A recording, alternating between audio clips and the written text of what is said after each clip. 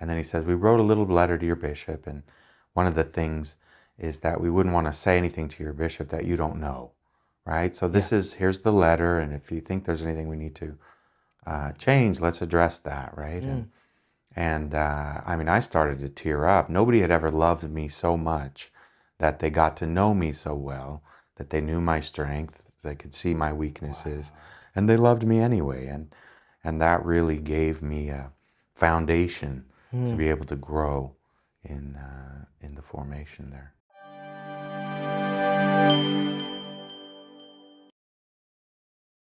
Welcome, everybody. I'm here with Father Scott Borgman. Father Scott is a priest of the Diocese of Orange, California, and we're here at Notre Dame, the Notre Dame, Our Lady's University. Our Lady's That's University. right. Yeah. So welcome, Father Scott. Thank you so much you. for taking the time here. Well, thanks for having me, David. Yeah, really appreciate it. So tell us a little bit about why a priest from the Diocese of Orange is here in South Bend. So I've studied canon law and served in the tribunal there in the Diocese of Orange, and I've always been fascinated with the legal, kind of civil legal sphere, and I was offered a scholarship to study international human rights law. Oh, wow. So I'm here for a year doing a master's degree, and thank God Bishop allowed me to take some time to do this. So learning to study again at 54. Yeah. Has that been a challenge?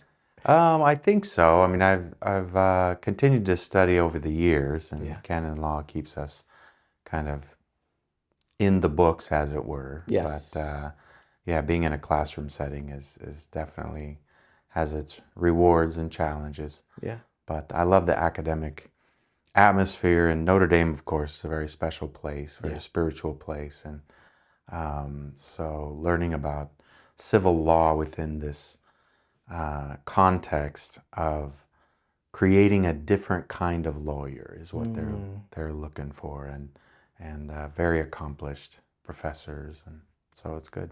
That's incredible. I'm enjoying it. Yeah. So your journey of faith, you have a pretty interesting story growing up, and your time in Africa, and your family. Can you go into that a little bit? Tell us a little bit about. Sure. Well, my parents were originally from Colorado. They're both born in Denver. Oh, nice. And then they got involved in kind of the Jesus movement in the early 70s, and a place called Mercy Farm sent them to Africa as missionaries. So when I was 4, I have an older brother who was 7, and my twin sister, Maggie, was 4 as well. We went to the west coast of Africa, sub-Saharan tropical West Africa, and grew up in the Ivory Coast. So tell me about just how you sort of found your vocation and came to the priesthood there. Yeah, so I went to school and was working out in California, and I get a call from my dad about 10 years after I left the house, and he said, your mom and I are entering the Catholic Church. What? You know, he didn't do a lot of run up to it or preparation. And Wow. so I was initially intrigued because, of course, the Catholic Church was the big enemy of our evangelical Protestant world. And so you would never ask Catholics any questions, or, you had the answers. So yeah, initially I was very intrigued, and I just started reading a lot, started calling them and asking them a lot of questions just about the differences between evangelicalism and Catholicism. And to their credit, my dad said that he had believed that his theology as an evangelical, just after studying the scriptures for so many years, he believed that his theology in the evangelical world wasn't what the Bible taught. And it would take him about 10 years to kind of figure that out. And I mean, I knew he knew the scriptures because he had memorized the book of Romans, could recite it from memory. Even today, he can pull out verses right and left. And so I trusted his study of scriptures. My mom becoming Catholic as well was a very big part of their journey.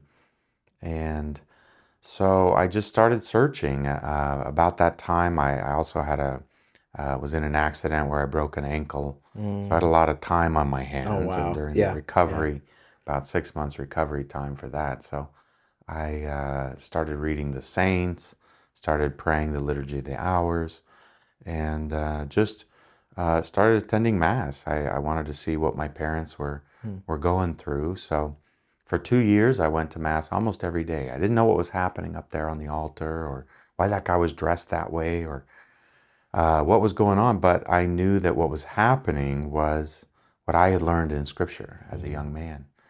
And so just kind of getting more familiar with the liturgical side of things, I eventually really just fell in love with the Eucharist. And after about 2 years, I never went to receive communion because I knew that there was something bigger happening here, and I didn't quite understand it. I thought I was worthy, but I didn't want to risk it. So I Right. just would sit in the back. I didn't know when to stand or when to sit. And then my parents at that time had moved from West Africa to France. Okay. So we have a friend of the family who's retired now, but was a bishop in the south of France. So visiting them, he invited me to come into the Catholic Church Oh, wow. and confirmed me there in the south of France. And it's been an extraordinary journey. We Yeah. thank God every day for being Catholic. And I guess the best way to describe it is we had the scriptures and we had a personal, what we thought was a personal relationship with Christ, but we didn't know where the scriptures came from. We didn't have the history of the church, right? Yeah. And no sacraments. And so if you take a practicing Catholic, someone who goes to Mass regularly, Sunday plus one, and then goes to frequent confession, Yeah. really practices their faith, trying to live a life of holiness. You take someone like that, in order to get to where we were as evangelical Protestants, you have to throw out a few things. You throw out the Pope, of course, the unity around the Pope. Yeah. You throw out all the sacraments. So there's no Eucharist, no priesthood. Marriage is just a kind of a contract. We believe there's something special about it, but it's Yeah. not a sacrament. And you don't have confession. You don't have the saints. You don't have tradition of the church with a capital T Yeah. that was brought along, within which the scriptures were born. Yeah. And so when we came into the Catholic Church, it was really like playing a country western song backwards, as my dad says. You know, you get your house back, you get your wife back, you get your truck back, and just this cornucopia of extraordinary tools that God has given us, and Our Lady. You know, the Rosary, all of the prayers of the saints, the support of the Eucharist. And so, again, we're just super grateful to be Catholic. And when I fell in love with the Eucharist, it was just something that I wanted to be able to give to other people. When I discovered the glories of the Catholic Church, I just thought, wow, this is, I'd really like to delve deeper into this. And Yes. it would take a few years to mature, but I initially went to France with this bishop for a year and went to his seminary. And again, just kept falling in love with prayer, silent prayer, the prayer of the heart, and everything that the Catholic Church has to offer. And so from there, I would go to Rome. I would end up in the Sede Sapientiae, the Opus Dei Seminary, there in Rome, and we would study at Santa Croce at the university. And for me, it was an extraordinary journey just to be in the kind of the heart of the church, which is Rome, to be able to be so close to the Holy Father, and then to be able to be studying philosophy and theology, liturgy, canon law, Yeah. Yeah. all of those things. And I remember I was still in seminary at the time and seeing the priests from Opus Dei who are our professors, Yes. just normal guys, you know, and willing to work hard. And I kept praying, Lord, you know, if you want me to be a priest, I want to be a priest like these guys. Yes. Yeah. Yeah. It's really uncommon for an American to be at Sede Sapientiae. So, I mean, I think just your route through France probably was the determining factor in that. yeah, it permitted me to be sent by Bishop Ray Mm, to Sede Sapientia. that's awesome. Yeah, Yeah. and to see the universality of the church. I mean, we Mm, had guys from all corners of the earth, 27 different countries, and yeah. to be able to experience that universality at the same time as we were doing our intellectual studies, Mm, and a big part of it, which was human formation, yes. just teaching us how to be men, right, Yeah. and not to become kind of bachelors, Yeah. but how to be men, how to pray, that intimacy with Christ that was such an integral part of the formation there. Yeah, we were just there in Rome this past October with 30 pilgrims, and we went to Sede Sapientiae for people to meet the seminarians. And as we were leaving, there was like 4 or 5 of them out front cleaning the fountain, Oh with yeah, yeah. with We brushes, all and had our chores, our weekly chores I love that we it. did. Yeah, Yeah, yeah, that was great. because we got to get out there and shovel the driveway and do all that stuff too. It's Yeah. great to see that. Looking back, I really don't. I've never seen, and I've been in a lot of seminaries Yeah. throughout the world.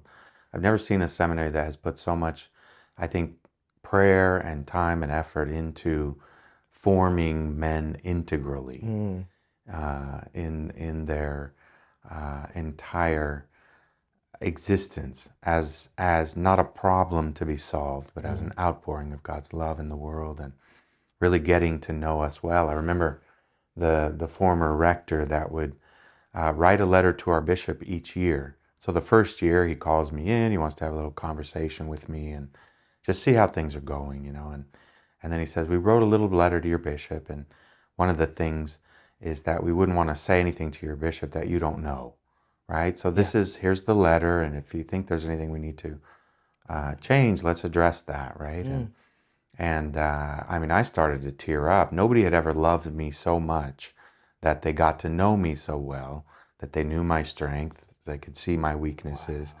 and they loved me anyway. And that really gave me a foundation to Mm, be able to grow in the formation there. wow.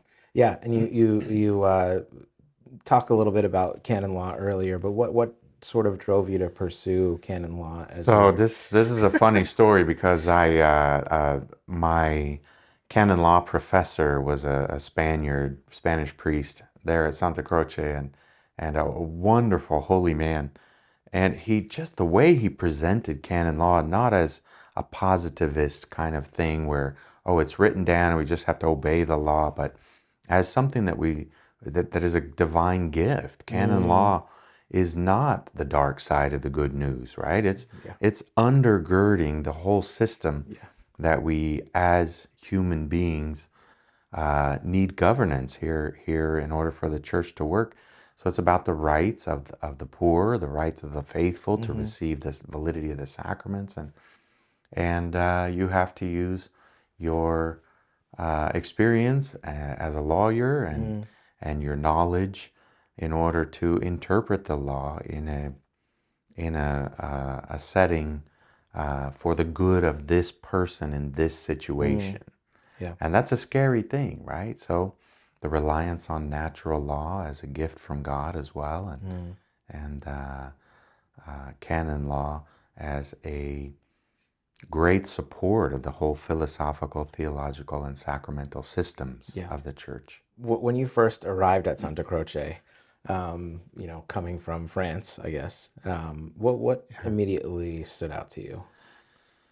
So the first thing that really struck me was just the beauty of the place. Hmm. I mean, there's the history, the first century road that is down in the Yes. scabby underneath Yes. the seminary, and so you see little lamps that were from the first century chapel that was there, and just be able to walk on those stones, or at least see the stones, where probably St. Peter walked into Rome through the Yes. south of Rome. So he could have very well, and other saints, St. Cecilia's Mm, family was right next to where yes. Sede Sapientia Yeah. is, in that beautiful basilica, and her body's buried there. And her story had a big impact on me. So it's great to be close. I love the way that they lived spirituality in the human world. So what we do, just cleanliness, working well, Yeah. putting effort into your studies. I was impressed by little things like the way that the guys would wear jackets in the chapel. You know, when you're going to present Yeah. yourself before God Yeah. on Sundays, they would wear ties and jackets, and they would go into details about etiquette in the refectory. You know, not using your phone, uh, covering your sleeves when you were, so that we had kind of a formal experience at every lunch, just in case you ever ended up with some kind of dignitary or Yeah. something. Yeah. You would know which fork to use. You know, and My wife had to teach me that stuff after we got married. yeah. Well, that's yeah, that usually happens. So I was impressed by all the little details, and I was a little older. I mean, I was in my 30s when Okay. I went when I started seminary. So I had maybe a lot of experience under my belt of having to have a job, of turning the lights out, you know, and of course the biggest thing was just the love that the priest there had for us, in the sense of showing us that fatherly Yeah. affection and concern when we were sick. We had a rector who was, we would call him taumaturgo, which means healer in Greek, right? And because he was a medical doctor, so Oh, okay. you could never pull the wool over Yeah. his eyes. And if you didn't show up to prayer, he would eventually come around to your room and, you know, how you doing? And he'd listen to you and encourage you, and he'd go, oh, I'm feeling like terrible and the world is ending. And he'd go, okay, well, you can spend today in bed, but tomorrow you go back to school. Yeah. So you had to get over your sickness quickly. But yeah, just that kind of fatherly. They really showed us what it was to be the father of a large family. So you lived in Rome for quite a while. A lot of carbonara, a lot of Indeed, gelato. indeed. Any interesting stories? I mean, what years were you working for Pope Benedict there, or any So of those? I worked for 3 years for Pope Benedict and then Okay. 4 years with Pope Francis. Oh, okay. Okay. And during the last 6 years of my time in Rome, I was also kind of office manager for the Pontifical Academy for Life. Oh, okay. And so I was working there mostly because of my French and Italian Yeah. and English. Um, but yeah, I think that my time in seminary, I would say, is kind of the highlight of my entire life. You know, that wonderful formation time and learning what it is like to live life together, right? And then the time working in the Vatican was a time of service, of seeing the church really working in specific areas like bioethics or science or theology or philosophy or inter-religious dialogue, you know, all these areas. Even the diplomacy of the Vatican, being able to Yeah. see how the influence that the Holy Father has on the leaders of all nations, because they're coming, there's a constant flow of people who are running countries and businesses Yeah. and who are looking for Christ, Yeah. and to see the Holy Father as the unifier of the church, and at the same time as a dad, you know, as a father, and so different. I mean, I've got 13 years of stories if you want to Yeah. stick around for a couple of Yeah. days, but I think we had the mother from the Brigidines, who they were founded by Saint Bridget of Sweden, and she was a force to be reckoned with. When she walked into the Vatican, everyone would kind of tremble. Wow. But she was real good friends with John Paul II and Pope Benedict, of course. She came to speak in our seminary, and that's one of the things, is you have access to Wow. extraordinary people and saints, right? So she sits down and she says, we're sitting there about, formators and about 87 seminarians. Yeah.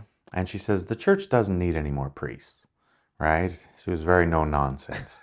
And then she, after a pause, and we're all looking at her bewilderedly, like, what are we doing here? What's the next part of this She sentence? said, what the church needs is holy priests. And I think my time in Rome can be summarized just in having met so many wonderful people, just people who are flawed as well, like I am, but also hoping for holiness and working toward holiness. The proximity to the Holy Father, being able to tell the cardinals, when to light their candles on the Easter Vigil, when to Yes. take their miters off, and who am I? I'm like directing traffic with the cardinals, and Yeah. Yeah. being able to meet the Holy Father quite often. Um, there's some wonderful experiences, like when I first served Mass at St. Peter's.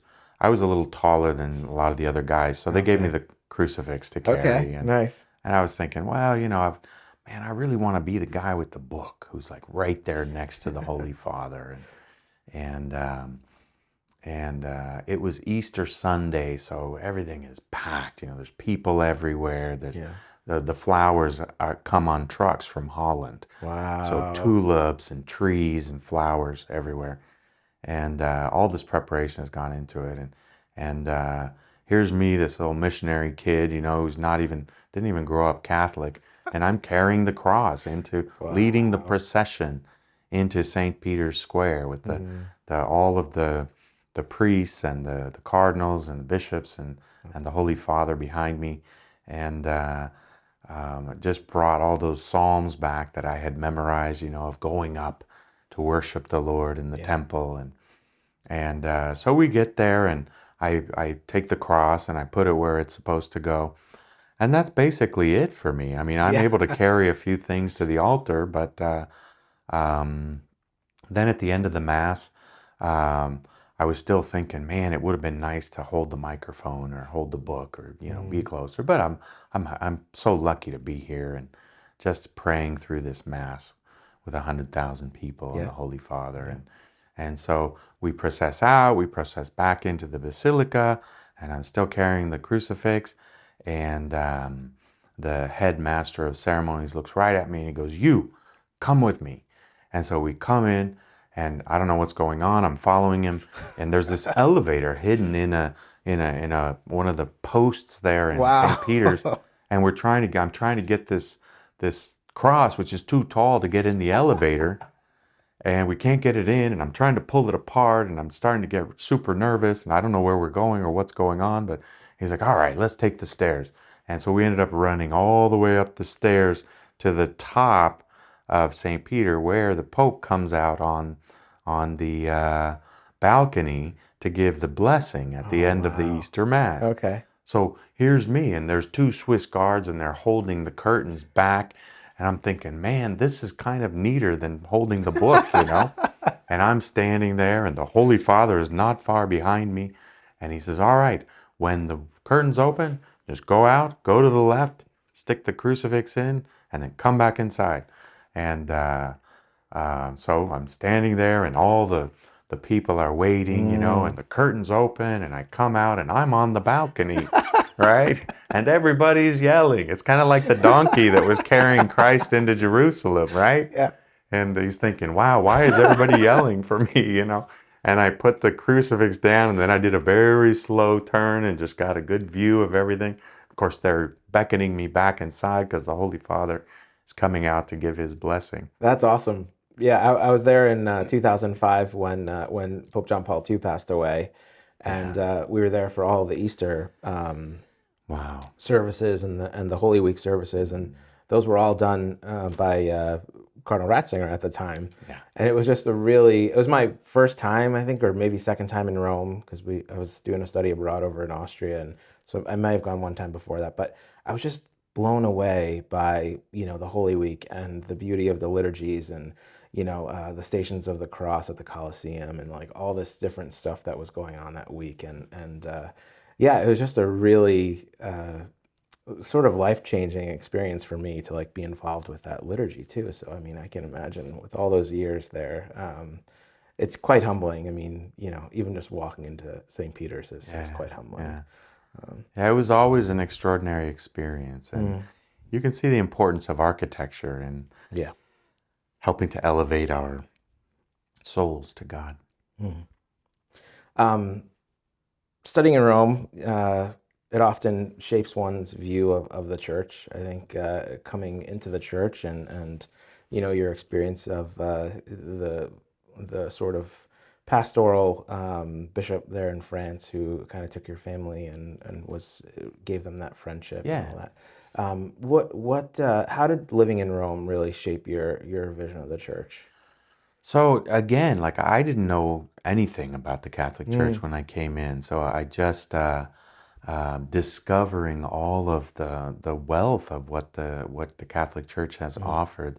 There's a wonderful book by Thomas Woods called "How the Catholic Church Built Western Civilization," and really the just realizing the fruition of what Christ began on those Yes. 12 poor fishermen. Yeah. They would be astounded to see what's come. And yeah, there's problems, and you can see the the human side of the church is evident, right? But there's an extraordinary love when you really come to know the church. So being able to fall in love with the Catholic Church and really everything that God has given us. And when I was studying the Catholic Church, I came across an anonymous poet. So I wasn't sure, I never found out who actually wrote this poem, but it basically said, or this prose, if you look at the Catholic Church and you want to understand her, you can look and study the buildings, you can study the people, you can even study the sacraments, but you won't really truly understand the Catholic Church Right. until you love her, Yeah. right? And so being able to, I think Rome was an extraordinary part of me falling in love with Catholicism as our Lord sees her. We want to see the church through the eyes of Yeah. Christ, and being able to understand so much more of the international level has, I think, allowed me to love the local level even more and want to help the local level to understand some of those extraordinary things that I learned there.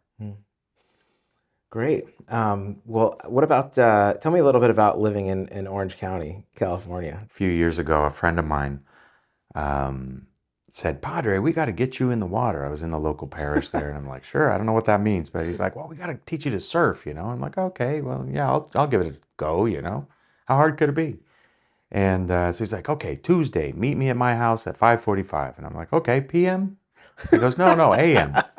I'm like, the sun's not even up. He's Yeah. like, just that's exactly it. You know, we got to get in the water when it's smooth before the sun comes up. So I went, and it's cold, and I'm trying to get into this wetsuit that's taking me like an hour and a half to Yeah. get on, you know, and then we get the board and we're walking out into the freezing cold water, and my feet are getting cut up on the reef as we go out, and I'm just like, this is miserable. Whose idea was this? And then we get out to the waves, and thank God they weren't too big that day. And he said, I'm going to give you a concierge lesson. Like, I'm going to push you into a few waves. And he gave me a couple things. I was a little embarrassed, you know, trying to do push-ups on the beach and trying to get the pop-up right Yeah, on yeah, the yeah. surfboard. And so he pushes me in, and you know, he's yelling at me, and I'm getting annoyed at him, and he's like, pop up, and paddle, paddle, paddle, you know, and I'm like, this is crazy. Why am I doing this?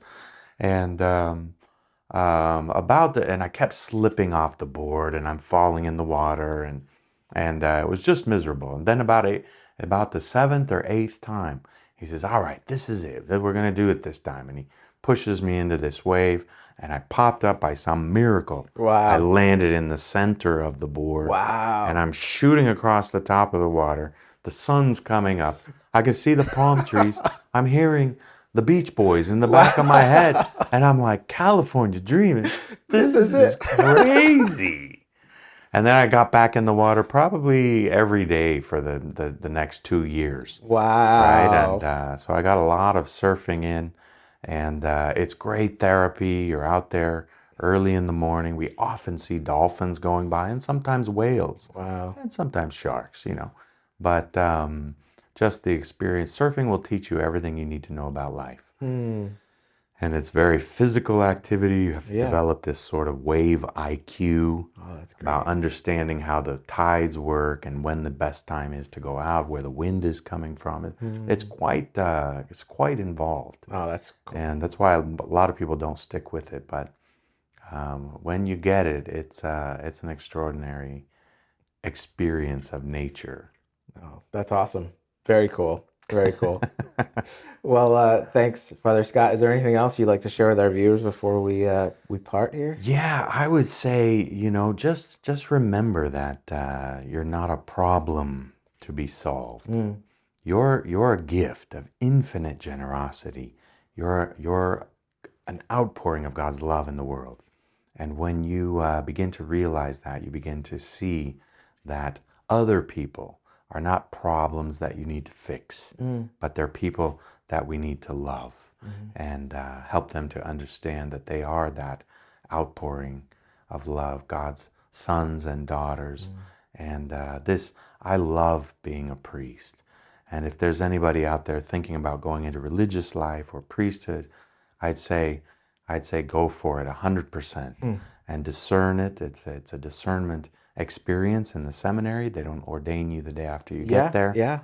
And so being able to experience the joy of a comprehensive look Mm. into who we are and what the church is and becoming a saint. It's an extraordinary adventure. There's no adventure that is more difficult or Mm. more rewarding. And Yeah, every day is wonderful. wonderful. Well, thank you so much, Father Scott. Really Thank appreciate you, your time. David. Appreciate it.